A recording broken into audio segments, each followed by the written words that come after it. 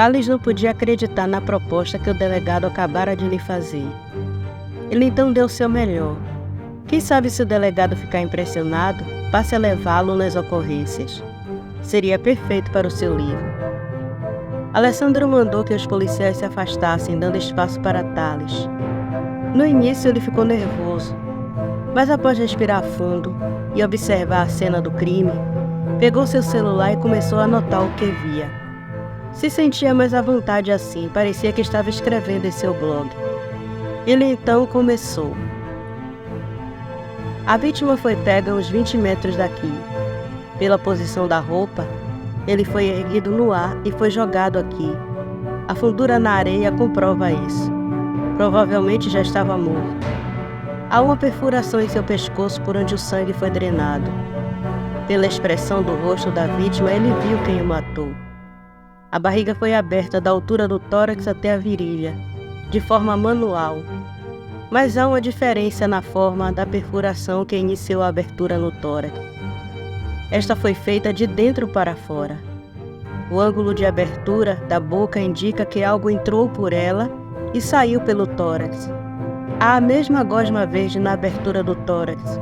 O resto foi praticamente aberto manualmente, ou pelo assassino ou por um animal. As marcas de garras na forma que a carne foi rasgada comprovam isso. Se foi o assassino, ele usou um objeto que imita uma garra de animal. Se foi um animal, foi uma espécie felina. O coração foi comido primeiro, depois o fígado e por último o intestino. A coloração da carne nos locais de origem dos órgãos comprovam isso. Quem devorou esses órgãos o fez com pressa. Por isso ainda há restos de intestino espalhados próximos à vítima. Quanto aos arranhões, não existe nenhum animal aqui na ilha que tenha garras semelhantes a esta. Porém, no estudo da criptozoologia, a criatura que se encaixa em todos os aspectos encontrados na vítima é uma mananagal. Ou o psicopata é muito desorganizado e desleixado, e age como um animal canibalizando suas vítimas e sugando seu sangue na prática do vampirismo. Alessandro terminou de ler as considerações de Thales em voz alta e respirou profundamente. Olhou para o legista e os peritos e perguntou: "Vocês dois, o que acham de tudo isso? Podem ser sinceros, pois eu já esgotei meus argumentos." O legista concordou com tudo e confirmou que as outras vítimas tinham o mesmo padrão de ataque. Foram empaladas pela boca até o tórax, onde se iniciou a mutilação. O perito confirmou a questão das vítimas terem sido jogadas do alto, mas, curioso, perguntou a Thales: "Como sabe que o ataque aconteceu a 20 metros daqui?" Thales coçou a cabeça e olhou para o delegado, que o encarava também, esperando a resposta. Ele respirou fundo e respondeu: "Eu já vi muitas cenas de crime. Tenho um amigo que é policial e sempre me mandava as fotos. Eu tentei olhar toda a cena como um ataque de psicopata, mas não se encaixa. Mas uma mananagal o teria pego num voo rasante. Isso teria feito ele perder o chinelo. Como a criatura se trata de uma mulher e essa vítima é pesada, ela teria que soltá-lo para se alimentar. Aqui é 20 metros distante do movimento e escuro também. Se eu estiver certo, outro par de chinelo está a 20 metros daqui, naquela direção, em linha reta." Alessandro mandou um policial ir até onde Thales havia indicado, e para a surpresa de todos, alguns minutos depois o policial voltou com o par do chinelo da vítima. O detetive Lemos então disse: "Se seguirmos por essa linha de pensamento, sua avó está certa. É uma mananagal. O senhor está considerando admitir isso? Uma criatura folclórica está atacando as pessoas?" Alessandro ficou calado. Apenas olhou para a vítima, respirou fundo e disse: "Recolha o corpo para o necrotério e depois de periciar toda a área, libere a praia. Preciso de um café para digerir toda essa informação." "E quanto ao rapaz, chefe?" Lemos perguntou, curioso. Ele vem comigo, é hóspede em minha casa e é minha responsabilidade. Quando entraram no carro, Alessandro perguntou para Thales: então você compartilha da mesma opinião da minha avó? O que está atacando as pessoas é uma mananagal. Thales riu meio sem graça e respondeu: no início eu também achava que era um psicopata. Mas como eu expliquei, algumas coisas não batiam. Mas ontem, quando Dona Melinda contou a história dessa criatura, tudo fez sentido. Alessandro ficou calado, mas sabia que o que Thales falou fazia sentido. Ele não queria admitir, mas quando os crimes eram mostrados sob a luz da lenda, ficava claro que foi um ataque desse ser. Quando chegou em casa, Dona Melinda estava furiosa. Foi então que ele lembrou que não havia deixado um recado, avisando que havia saído e, pior, levou o hóspede com ele. Lessan, isso não se faz. Sabe que a cidade está... Sabe como está a cidade? Essas mortes, esse jovem é muito curioso, como as pessoas da cidade que não creem em nada. Desculpe, vó, eu estou com a cabeça cheia e acabei esquecendo. Isso não vai se repetir. Dona Melinda balançou a cabeça negativamente e respondeu indo para a cozinha. Ah, Lessan. Thales foi tomar banho e Alessandro foi até a cozinha, sentou à mesa e sua avó lhe serviu uma xícara de café. Quando ela ia saindo, ele segurou sua mão e disse: pode não parecer, mas eu acredito nas lendas. E não é porque me contou sobre a tragédia do meu nascimento. Quando vi o primeiro corpo, foi a primeira coisa que veio à minha cabeça. Mas tem que concordar comigo, vó. É surreal uma criatura que se divide ao meio e sai voando com a metade do corpo para caçar. A polícia trabalha com fatos concretos e eu preciso apresentar os fatos concretos. Até que eu prove que foi um ataque de uma lenda, terei que dizer que foi um ataque de um psicopata sádico. Dona Melinda sentou perto dele e segurou suas mãos entre as dela e disse: eu te entendo, filho, mas perdoe essa velha faladeira. Eu me assustei quando seu irmão me contou como os corpos na casa da Angelina estavam. Aquela noite voltou à minha mente e eu me preocupei com você. Imaginei que aquilo voltou para terminar o que não conseguiu há 30 anos atrás. Alessandro ficou encarando sua avó, enquanto sua mente fervia com esse comentário. Para aquilo fazer sentido, a criatura teria que conhecer ele. Por fim, ele perguntou: do que está falando, vovó? Por que essa coisa iria querer se vingar de mim? Foi Pedro quem respondeu ao irmão: porque a esposa do nosso pai era uma bruxa. Por isso ele tirou nossa mãe daqui e a levou para longe, mas não adiantou. Ela encontrou nossa mãe e provou de seu sangue. Alessandro massageou as têmporas com os dedos polegares, enquanto descansava a cabeça nas mãos. Era muita informação ao mesmo tempo. Pegou o café e sorveu um bom gole, sentindo um líquido quente e amargo descer pela garganta. Pava Capis, Filipinas, 8h50 da manhã. Eu estava eufórico, consegui mais que informação sobre as vítimas. O irmão de Pedro não era tão rancinza como imaginei. Diante do que vi hoje, até entendo o motivo dele ser tão sério. Passamos a madrugada analisando um corpo que, vocês podem até me chamar de maluco, mas com certeza não foi um ataque de psicopata. Não um humano, pelo menos. Eu posso garantir. Recebi outra mensagem de @Magal25 e diz o seguinte: parece que não vou precisar lhe enviar as fotos. Afinal, você viu tudo em primeira mão. Até brincou de policial com aquele delegado arrogante. Garoto de sorte. Não se engane, rapaz. Ele é imundo como toda a família dele. E se continuar com eles, vai acabar como a vítima que você examinou mais cedo em Beach. Senti que aquela mensagem soou como uma ameaça. Me pergunto se deveria mostrar a família do delegado. Vou tomar um banho, ainda sinto o cheiro daquele cadáver em mim.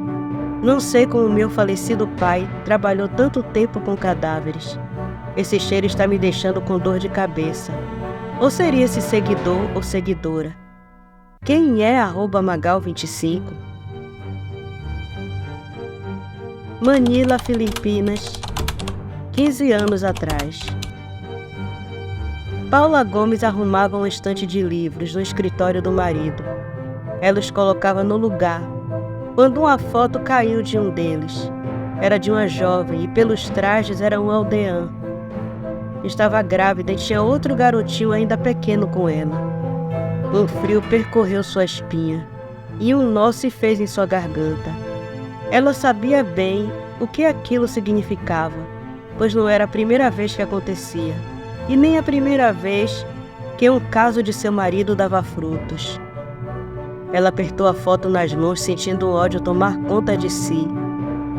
Paula só pôde dar uma filha para o seu marido, o Dr. Felipe Gomes. Isso quase acabou com o seu casamento, pois ele queria mais filhos, pelo menos um filho homem. Mas ela não pôde ter mais filhos devido a uma complicação no parto. O Dr. Felipe quis adotar, mas ela se recusou. Apesar dos conflitos e discussões, ela conseguiu segurar seu marido. Fazia vistas grossas para os casos sem sentidos dele. Até aí tudo bem.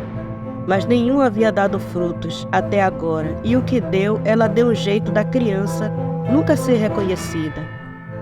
Apesar de tratar a filha como uma princesa, Felipe sonhava com um filho homem. Chegou a propor para Paula ele ter um filho fora do casamento e depois adotá-lo, mas Paula recusou, se sentindo humilhada com a proposta.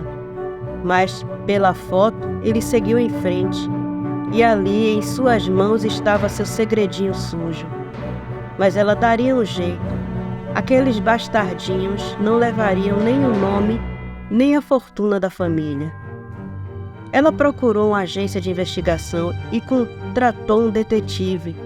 Lhe mostrou a foto, deu todas as informações necessárias sobre seu marido e esperou. Não demorou e o detetive trouxe a informação que ela queria. Suas suspeitas estavam certas. A garota era de Pava e esperava o segundo filho deles. Paula esmagou o papel com as informações e disse em voz alta: "Se aquela vadia pensa que vai ficar com o meu marido e que aqueles bastardos terão o direito à fortuna da família, ela está muito enganada." Paula esperou a noite chegar e encostou seu marido na parede. Ele confessou tudo. Os dois brigaram e ele ameaçou largar ela para ficar de vez com a amante grávida. Paula, furiosa, garantiu que ele se arrependeria daquela decisão. Sabendo do gênio vingativo da esposa, Felipe resolveu tirar sua amante de Pava. Ele a levou para um vilarejo próximo, e sempre que dava, ele a visitava. Sua esposa sempre soube onde a garota estava, mas não deixou que Felipe soubesse que ela sabia. Ou ele mudaria de vilarejo outra vez, mas esperou pacientemente por sua vingança, e a oportunidade surgiu. Um congresso de medicina seria realizado nos Estados Unidos, e Felipe foi convidado para a palestra. Assim que deixou o marido no aeroporto, ela foi para Pava, deixando a filha com a babá. De Pava, seguiu para o vilarejo e alugou uma casa a uma distância considerável de onde a amante de seu marido estava morando. Por dias tentou se aproximar dela, mas sua mãe estava por perto. Todas as noites, Paula se trancava em sua casa, se despia e se admirava no espelho. Via o quanto era bonita e atraente, mas já não conseguia mais encantar seu marido por causa daquela vadia. Enquanto pensava nas coisas, as palmas de sua mão expeliam uma secreção esverdeada, parecendo uma gosma. Ela ia passando aquilo pelo corpo, deixando o ódio pela amante do marido consumir seu ser. Quando terminava de passar isso por todo o corpo, começava a sentir seu corpo tremer e queimar. Ela então ia para a cama e começava a se contorcer enquanto uma fenda começava a se abrir em suas costas. A dor era alucinante e Paula gritava quando a fenda se abria, tomando toda a extensão de sua coluna tomando toda a extensão da coluna de Paula, parecia um par de mãos em concha. Paula respirava ofegante, quando de dentro da fenda algo parecendo duas mãos encolhidas, uma dentro da outra, começava a sair, fazendo Paula se contorcer, sentindo a dor aumentar. Suas mãos se transformaram em garras afiadas, presas pontiagudas substituíam seus dentes. E o que saía da fenda em suas costas se mostrou um par de asas como de um morcego gigante. Então os gritos cessaram. Paula saiu da cama. Seus olhos eram selvagens e sua aparência diabólica. Um verdadeiro monstro. Ela então disse umas palavras em uma língua estranha e seu corpo começou a se dividir. Seus pés se colaram no chão enquanto da cintura para cima se desprendia, deixando suas tripas à mostra. Paula sorriu, e uma língua longa, com presas na ponta, como de uma lampreia, se estendeu de sua boca, se contorcendo como uma serpente. Suas asas batiam dentro da casa, que só tinha de móvel um espelho e uma cama. Ela voou até o telhado de palha, onde havia uma abertura oculta, feita por ela previamente, e voou pela escuridão da noite naquele vilarejo rural. Uma névoa brotava do chão e cobria todo o vilarejo. Aquele cenário em si já deixava as pessoas assustadas, e unido a rumores de um ataque de uma criatura, deixava o cenário mais assustador. Assim que o sol se punha, todos se recolhiam em suas casas, fechando tudo. Os supersticiosos colocavam um prato de arroz ou cercavam suas casas com cinza. Outros penduravam alho nas portas. Mas havia os descrentes, e estes eram os preferidos de Paula. Mas aquela noite estava particularmente quente, e ao voar pelo vilarejo ela percebeu que uma das janelas da casa da amante de seu marido estava aberta. Parece que sua mãe não crê nas lendas, ela pensou, e se dirigiu à casa de seu desafeto. A casa dela era como a do resto da vizinhança, feita de madeira com telhado de palha. Ela se agarrou por ele até onde o cheiro da grávida era mais forte.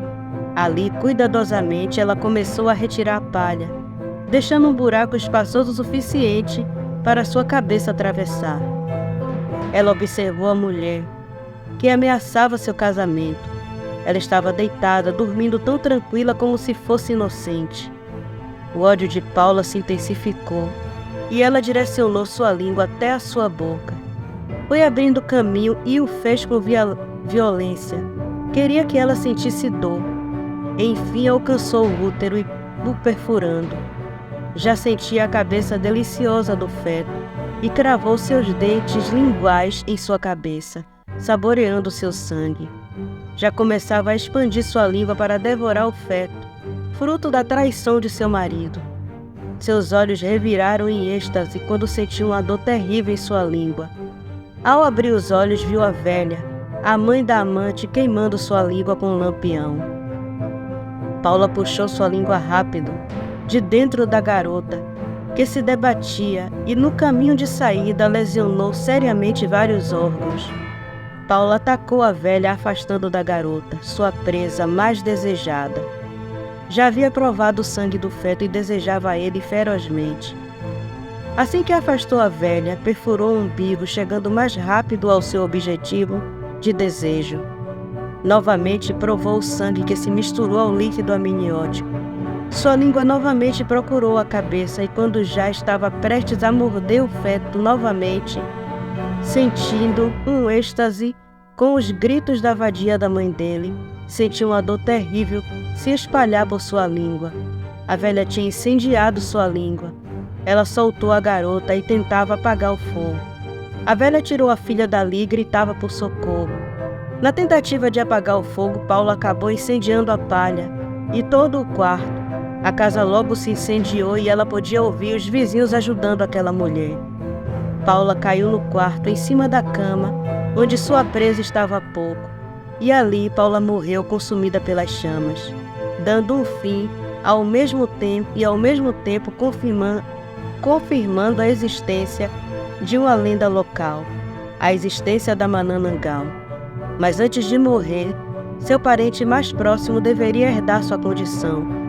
Então ela regurgitou um pássaro negro e este voou pela escuridão da noite enquanto Paula dava seu último suspiro. Em Manila, sua filha de 12 anos dormia profundamente, quando foi acordada por um barulho em sua janela. Algo batia fazendo barulho como tic-tic. Ao se levantar para ver o que era, viu um pássaro preto bicando o vidro. Ela se aproximou da janela e a abriu. Abriu o vidro cuidadosamente. O pássaro parecia manso e ela imaginou que ele estivesse perdido. Então estendeu a mão e o pássaro saltou sobre ela. Quando a garota aproximou o pássaro do seu rosto, percebeu que seus olhos ficaram vermelhos. E antes que ela afastasse o pássaro, este invadiu sua boca. Por mais que a garota puxasse o pássaro, ele adentrava em sua boca e começou a descer por sua garganta, até que ela o engoliu. A jovem teve uma espécie de convulsão e desmaiou ali mesmo, sendo encontrada pela babá quando o dia amanheceu.